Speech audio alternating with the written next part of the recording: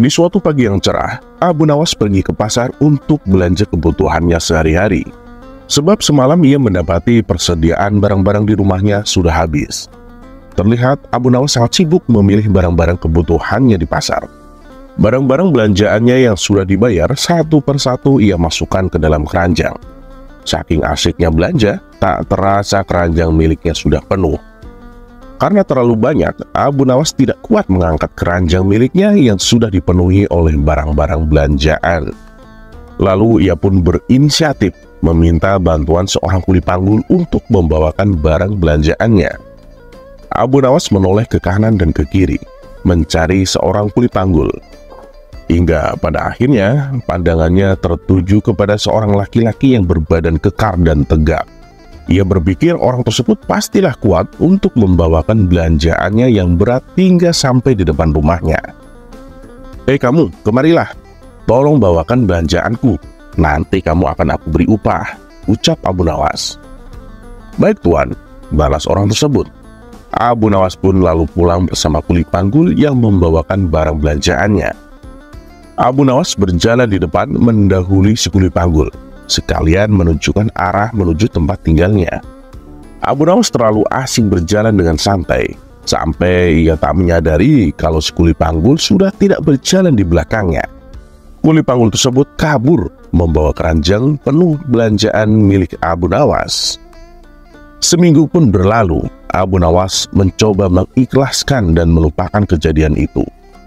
Hari ini ia kembali ke pasar untuk kembali belanja kebutuhannya sehari-hari. Dan saat ia sedang asyik memilih, salah satu kawannya menghampiri. Abu Nawas, aku tadi melihat orang yang mencuri belanjaanmu minggu lalu, kata kawannya kepada Abu Nawas. Wah, mana orangnya? Tanya Abu Nawas. Itu dia yang di sana.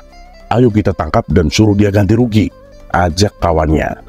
Yang membuat kawannya heran adalah Abu Nawas justru berlari dan bersembunyi di sebuah warung untuk menghindari kuli panggul yang membawa lari belanjaannya. Ia bersembunyi di sana sampai si kuli panggul pergi meninggalkan pasar. Barulah setelah itu Abu Nawas keluar dari persembunyiannya dengan membuang nafas yang lega. Sebenarnya apa sih yang kamu lakukan? Kenapa kamu malah bersembunyi? Tanya kawannya heran. Begini kawan, kuli panggul itu kan sudah membawakan keranjang bawaanku selama seminggu. Sedangkan aku belum sempat memberinya upah. Aku takut dia akan menagih upahnya. Pasti tujuan dia ke pasar untuk mencariku. Makanya aku bersembunyi, jawab Abu Nawas. Mendengar penjelasan Abu Nawas, kawan itu pun berlalu meninggalkannya dan sambil berkata, kamu memang aneh Abu Nawas. Terlepas apakah cerita ini adalah cerita fiksi atau kenyataan, karena hikmah adalah barang hilang seorang muslim. Dimanapun ia menemukannya, maka dia berhak mengambilnya.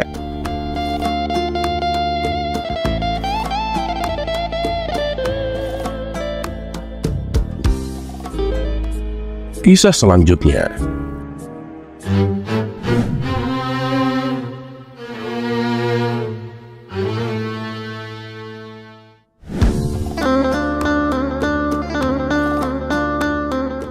Suatu ketika, Abu Jahil akan mengadakan pesta di rumahnya.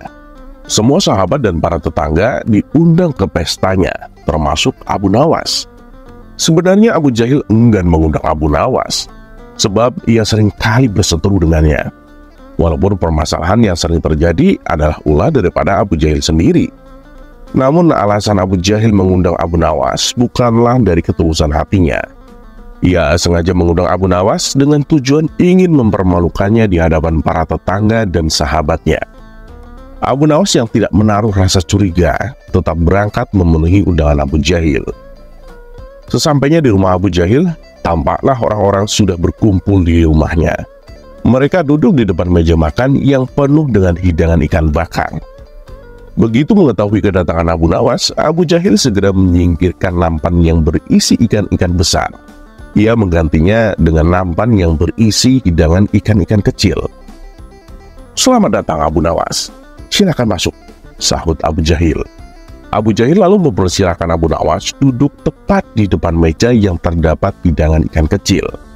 Sementara Abu Jahil dan kawan-kawannya duduk di depan meja yang terdapat hidangan ikan besar. "Dasar Abu Jahil, sifatnya tak pernah berubah," gerutu Abu Nawas. "Mari semuanya, silakan menikmati hidangan ikan bakar," ucap Abu Jahil mempersilahkan. Orang-orang pun mulai menyantap ikan bakar dengan lahapnya. Sedangkan Abu Nawas hanya menatap hidangan ikan-ikan kecil di hadapannya. "Kenapa diam saja Abu Nawas? Silahkan dimakan hidangannya," kata Abu Jahil meledek. "Terima kasih Abu Jahil," balas Abu Nawas. "Bila aku berterus terang meminta ikan yang besar, pasti Abu Jahil akan mempermainkanku. Sebab itu yang Abu Jahil tunggu-tunggu," pikir Abu Nawas. Lalu dengan hati-hati Abu Nawas mengambil satu ikan kecil di hadapannya dan menempelkannya di telinga. Melihat tingkah Abu Nawas ini membuat Abu Jahil meledeknya kembali. "Kamu akan makan ikannya lewat telinga Abu Nawas," ledek Abu Jahil. Dengan ekspresi muka serius, Abu Nawas berkata, "Tidak Abu Jahil, ikan kecil ini sedang berbicara kepadaku. Apakah kalian dengar apa yang diucapkan ikan kecil ini?" tanya Abu Nawas. Seketika orang-orang di sana terkejut mendengar penuturan Abu Nawas, termasuk Abu Jahil sendiri. "Tidak Abu Nawas, memangnya apa yang dikatakan ikan kecil itu?" tanya mereka penasaran. "Sesungguhnya ikan kecil ini berkata kepadaku, ia memberitahuku kalau ikan-ikan besar yang ada di sebelah sana adalah ikan yang telah memakan ayahnya. Ia menyuruhku untuk membalaskan dendamnya dengan cara memakannya kembali," ucap Abu Nawas menjelaskan. Seluruh yang hadir pun tertawa dengan ucapan Abu Nawas. Abu Jahil, kalau kamu tidak memberikan ikan besar itu kepadaku, maka terpaksa aku akan memakanmu. Sudah bertahun-tahun aku ingin membalaskan dendam kematian ayahku, dan ternyata disinilah aku menemukan pembunuh ayahku," ujar Abu Nawas berpura-pura kesurupan. Orang-orang pun kembali tertawa mendengarnya. "Kurang ajar Abu Nawas, ada saja cara dia meminta ikan yang besar," pikir Abu Jahil. Terpaksa ia pun menaruh hidangan ikan besar di hadapan Abu Nawas. Rencananya untuk mempermalukan Abu Nawas mengalami kegagalan untuk kesekian kalinya. Terlepas apakah cerita ini adalah cerita fiksi atau kenyataan, karena hikmah adalah barang hilang seorang muslim. Dimanapun ia menemukannya, maka dia berhak mengambilnya.